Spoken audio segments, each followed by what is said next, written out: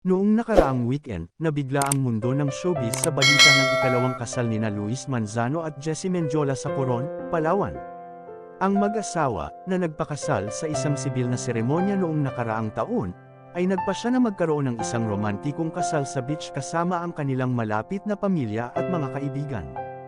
Ang kaakit-akit na isla ng Coron ay nagsilbing perpektong backdrop para sa intimate at dreamy wedding ng mag-asawa. Dahil sa malinaw na tubig, puting mabuhanging dalampasigan, at lunti ang halaman, ito ang perpektong lokasyon para sa isang romantikong pagdiriwang ng pag-ibig.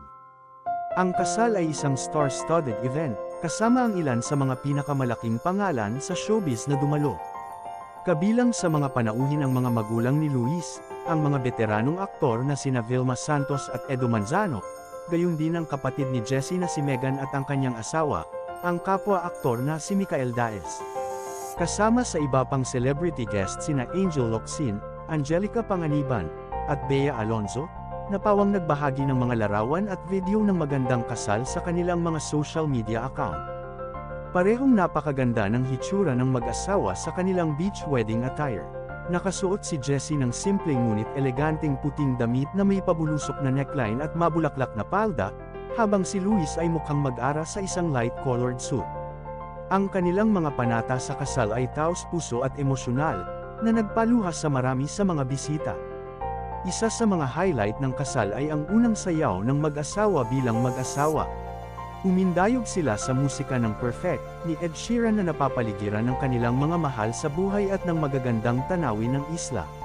Ito ay tunay na isang mahiwagang sandali at isang testamento sa pagmamahal ng mag-asawa sa isa't isa.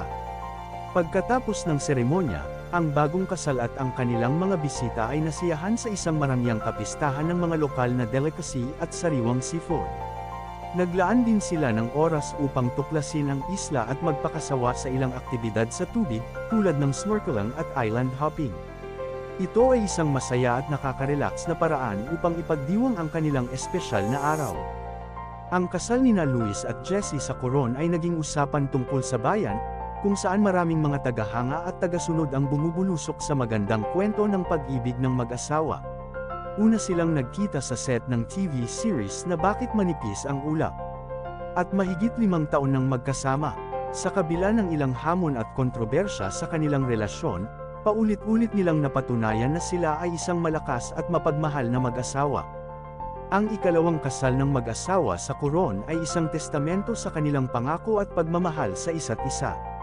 Ito ay isang maganda at matalik na pagdiriwang ng kanilang pagmamahalan, na napapaligiran ng mga taong pinakamahalaga sa kanila. Ito rin ay isang paalala na ang tunay na pag-ibig ay walang mga hangganan at maaaring masakop ang anumang balakid.